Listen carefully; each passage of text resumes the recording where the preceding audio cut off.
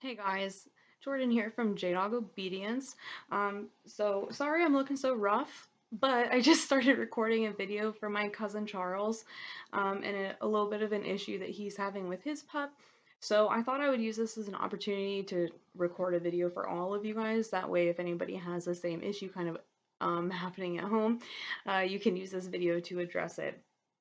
So the problem that Charles was having is he has an 8-month-old pup. They rescued her shortly before Thanksgiving. Things have been going good. They haven't had too many issues, but recently she started getting real kind of neurotic whenever Charles would leave for work, and she would start getting real mouthy and just crazy with Kyra and going all over the place. Um, and so Charles said that they had tried to address the nipping, but that it didn't work, and that she responds completely differently when he's home. So, what it sounds like to me, without actually being in the home and being able to see what's going on, what it sounds like is that they're struggling with two different things. One, it sounds like she's throwing some tantrums. More than likely, it's because Charles just went off of a period where he wasn't working for a little while and now he's going back. So it sounds like she's throwing some tantrums because she's upset that daddy left. And she also hasn't, it sounds like her hierarchy is where she falls in the pack, and what she's allowed to do when he isn't home is kind of a little bit skewed. So what we're going to start doing is working on her relationship with Kyra and understanding that just because Charles isn't home doesn't mean that she gets to act a fool. And we're also going to teach her how to self-soothe in the same way that an adult dog would. And if that doesn't work, then we're going to, go from there. But okay, so the first thing that we're going to talk about is self-soothing and working on your position within the hierarchy. So generally speaking, whenever you have a dog, especially if there's a male and a female family member in the house, generally speaking, the dog is going to attach to one of those people more so than the other. Not necessarily attached, but they're going to see one person as the leader, because that's just how a pack works. There's always going to be somebody that's all the way in charge. If you have a female dog, 9 times out of 10, if there's a male presence, that is who they're going to see as the leader, and they're going to be more responsive to them. Male dogs tend to go a little bit more um, both ways. It kind of depends. However, just generally speaking, just hormonally speaking, dogs generally are going to see the partner with more testosterone as the leader of the pack. It's just a natural thing, it's a hormonal thing. And a lot of times men tend to be more of the disciplinarians in the house. So, anyways, when Charles is leaving, she starts acting all crazy, throwing her mouth around, just hoping that she'll catch her teeth on something, throwing a tantrum essentially. So, the very first thing to remember with tantrums, like a lot of other things that our puppies are going to do, if a puppy learns that a tantrum works, or if they learn that it's going to get them attention in the moment, they're going to do them more frequently and they're going to do them more intensely, because tantrums are a learned behavior. They've already figured out that if they throw a fit, it's going to get them what they want in one way or another. So, when your puppy gets into one of those modes, one of the very worst things that you can do is try to correct them. You're not going to be able to correct their nipping in that moment because they're not nipping to try to get play. They're just nipping because they have all of these emotions and energy and stuff like that that they don't know what to do with. So they're just trying to burn it off, right? So maybe they're anxious, excited, tired, and mad that dad left all at the same time. And what you're seeing essentially is an emotional overload and just so yelling at them, trying to correct them, trying to fix that behavior is not going to work because they don't even know what's going on. They're just kind of losing their minds a little bit. So, if you have a dog that is able to be held, you can do it in your arms or you can do it like I am with Hershey right now. But what I'm doing is I'm going to teach a puppy to self-soothe the same way that an adult dog would self-soothe a puppy. So, if a puppy is going crazy and just acting like a total wild man, an adult dog is going to soothe them by doing two things.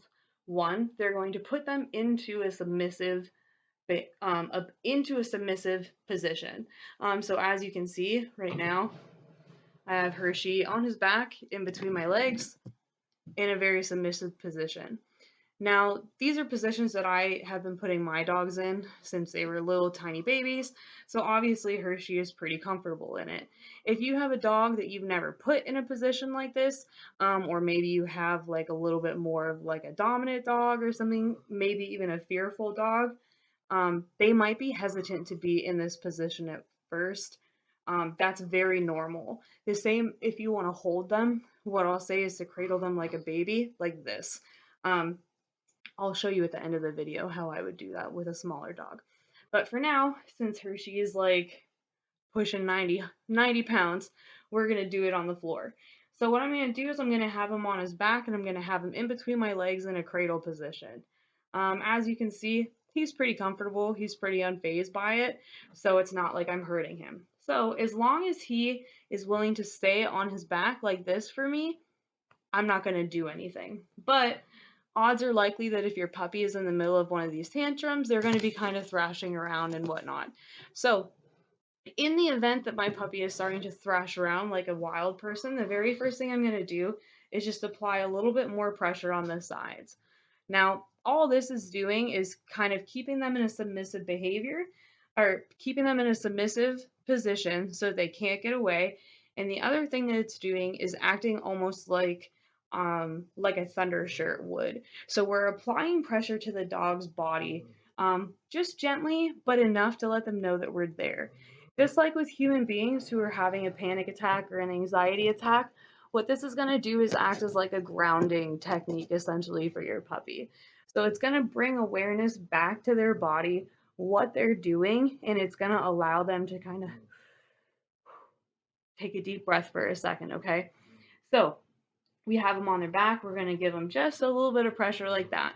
Now, the whole point of this is to teach your dog how to self-soothe and how to come back down when they're acting like a maniac. So, what we're not going to do is let them up right away. If they're acting crazy, they might try to claw at you, they might try to bite you more. That is okay. That is perfectly normal.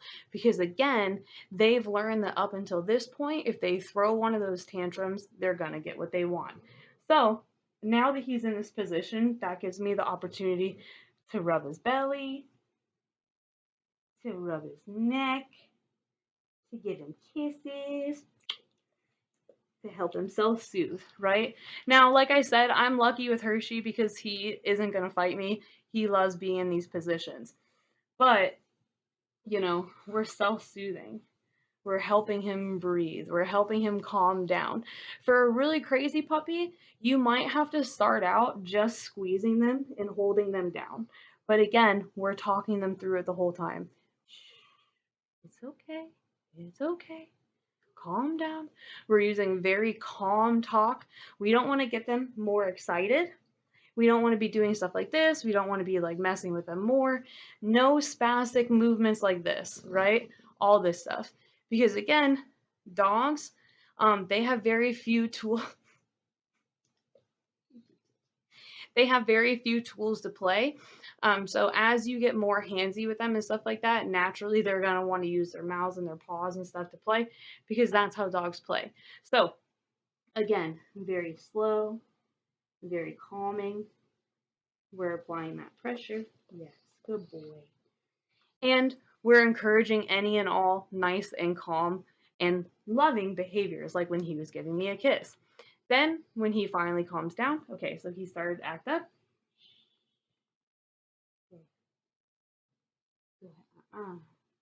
Good.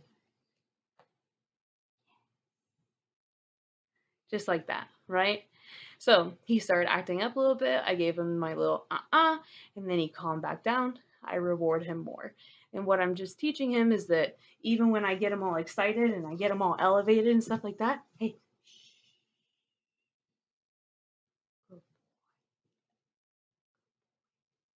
that calming back down and being calm is always going to be more rewarding. Okay, go ahead.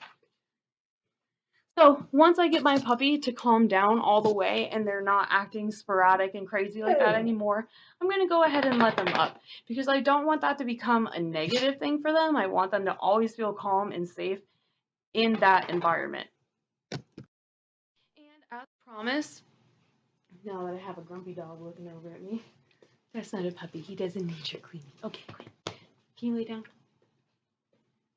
All the way. Thank you. So anyways, if I had a younger puppy, like I just worked with a young lab puppy the other day, and I had to do this with her. So if I'm working with a young puppy, what I'm gonna do is still gonna put them on their back, except I might just use my arm instead. That way I have a little bit more control. Same way you would with a puppy. I'm gonna let, or I'm sorry, with a baby, I'm gonna let their butt kind of sink in, and I'm gonna put pressure on their back hips. The reason why I'm gonna put pressure on their back hips like that is because again, it makes it really hard for them to flail and get around. The next thing that I'm going to do is I'm going to put my hand on their chest or their neck kind of like this. Now, I know immediately right away people are going to think that this looks really aggressive, but it's not. Again, we're just applying enough pressure to help bring awareness back to their body so that we can start teaching them how to self-soothe. So what I'll do is I'll just gently squeeze with both arms, just applying enough pressure, doing something soothing, and talking to them. Very much the same way you would soothe a baby who's crying. So you're just going to soothe them, and then as soon as they stop acting crazy and acting a fool, good, and put them down, right? Because again, we're just teaching them that self soothe, and we're teaching them how to kind of come back into check once they've lost their brains. From there, if you let your puppy go and you let them go and they're gallivanting around and stuff like that, um, but they still don't like want to calm down or they're still being really mouthy or crazy, at that point, you're going to be best off giving them something to do and putting them down for a nap the same way you would a kid, right? Um, because you're not going to be able to correct them, and anything that you do to feed into that tantrum at that point is just going to keep making the tantrum worse. So if you try the self-soothing exercises and they don't work, what I want you to do is go ahead, put them in a crate. Maybe if you have a little playpen that works, whatever you can find that's going to keep the dog from continuing to think that throwing a tantrum and attacking you is going to be what gets him through that. So the other important thing to remember is when we are putting them in a crate or something like that to try and teach them to self-soothe, we want it to be positive because we don't want our crate to become a punishment, remember. So if you're going to use your crate or a playpen or something like that to help your puppy self-soothe, it's not a negative thing. We're not punishing them, telling them no, yelling at them, and slamming them in their kennel. What we're doing is we're giving them something constructive to do, like maybe a bone or a Kong or something like that. The same way you would a kid giving them a binky or something, we're giving them a tool to use to self-soothe and then hopefully quiet down, take a nap. Because most of the time when you're getting those puppies, like I said, it's a mixture of a bunch of emotions that they're not quite sure what to do with. They might be a little bit tired, they might just be cranky, who knows? But either way, they're just going through this burst.